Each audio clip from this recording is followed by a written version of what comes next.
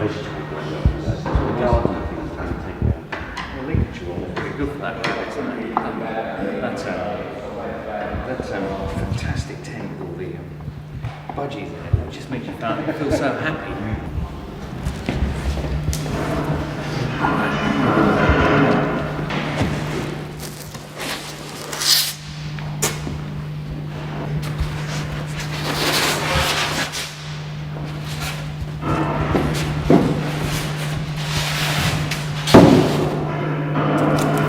Would you like to explain the starting point of your work with the Commission? Well, my thinking behind it was that I'd been very involved with natural history anyway as a boy, particularly birdwatching. Birdwatching led on to a secondary kind of real strong interest in butterflies. And in consequence, when this opportunity arose for this looking in commission, my immediate attraction to butterflies in terms of their qualities led me to think that I could perhaps pursue and would pursue something in glass from that particular source. So the clouded yellow butterfly was a butterfly I remember as a boy as being very, very excited about it because it was quite different to some of the other things that I was seeing a lot of, like the peacock or the tortoiseshell.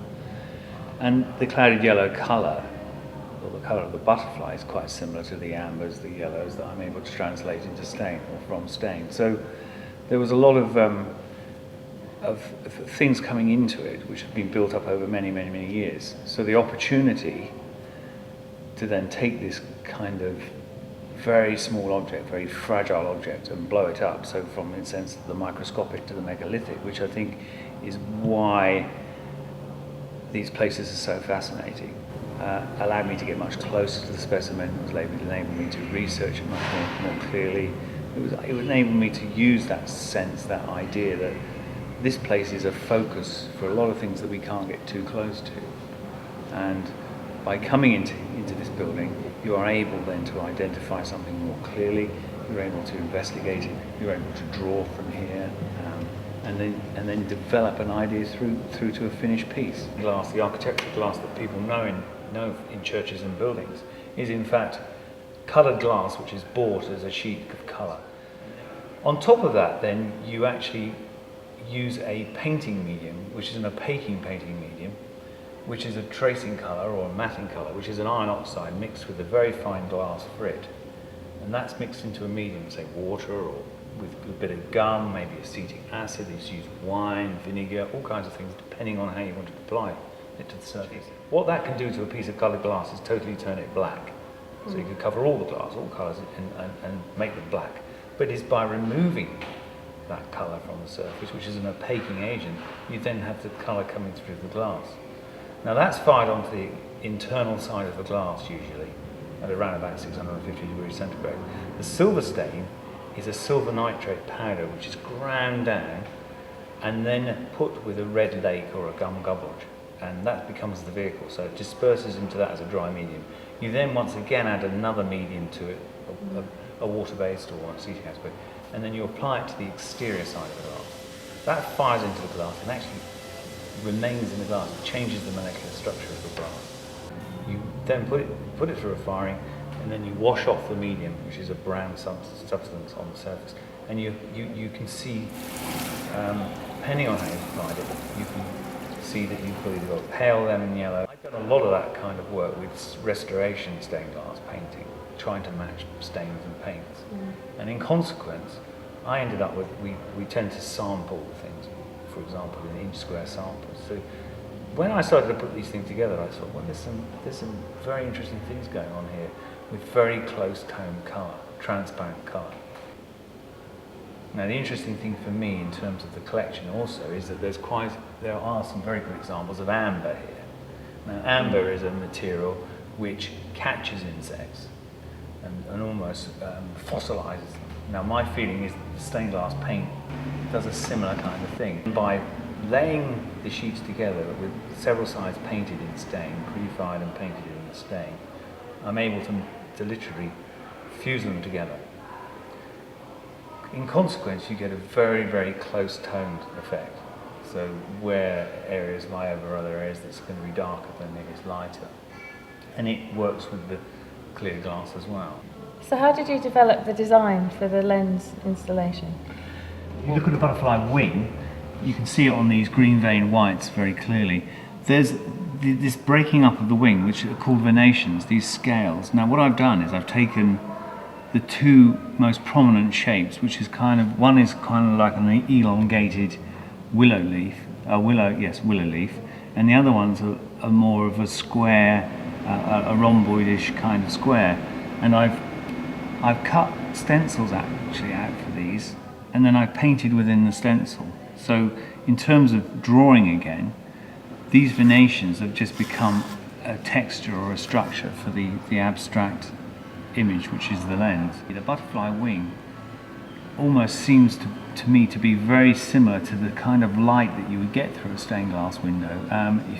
If you're in a church, for example, and the light's blazing through a particular colour, if you put your hand in front of it and stop it from falling to the ground, there's almost like a pollen kind of colour medium on your hand. It's almost not like light.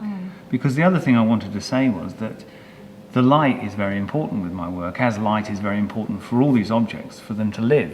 So without the light, this collection wouldn't exist. We wouldn't have a collection of sculpture, painting. Everybody is absorbed by this idea in terms of the source in light. And the panel, the window, the lens, has been put in that specific place to work with the light. So tell me more about the process. We had to test the kiln. The kiln bed was in fact 96 inches long by about 42 inches, 43 inches wide. We needed to find out whether we could, how the firing would go if it was very even, so we did a series of samples. That's the stain. We found that individually, and then we cleaned the stain off and we put them back together as a lamination and infused them. Those first experiments went very well. The second experiment was for a 2 foot wide, 2 foot diameter piece, which was put into the centre of the kiln. Again, those experiments went very well, and then the glass was cut for the final piece. So the process is basically the same throughout 3 phases of the development of the piece of work. From that work, when the final piece was fired and fused, there was a process called cold working, which is undertaken, which basically means that you use grinders to grind the edges down to, which was a very important part of finishing the piece off. And that was done at the Canberra Glassworks as well.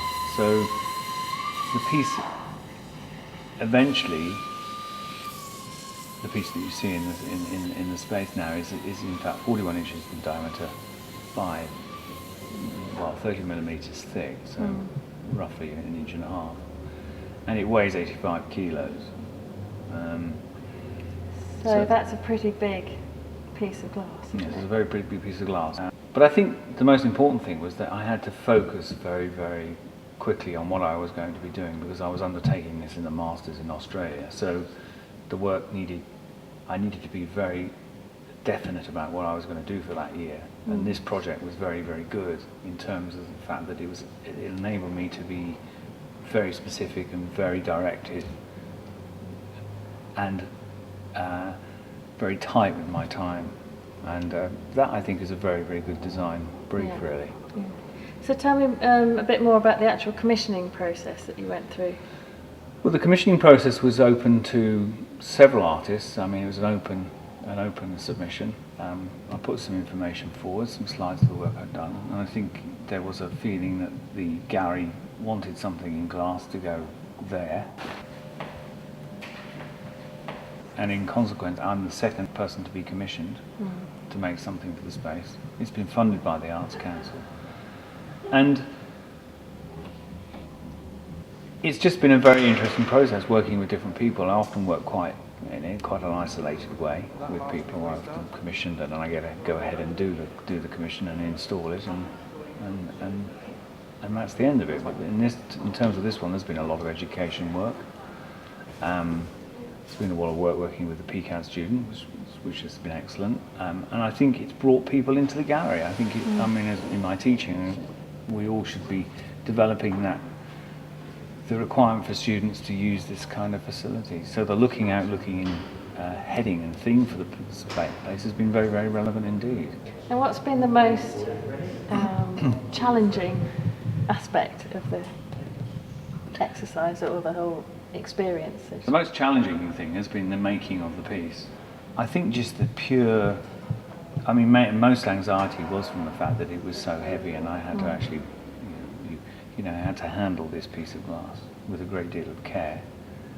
I mean, I think it's thick enough, in fact, to walk on, but it's not something I would have wanted to have done in the process. But the fact of the matter is, I had to get it back. We had it crated, so the anxieties around that was probably the biggest anxiety, was getting it back safely.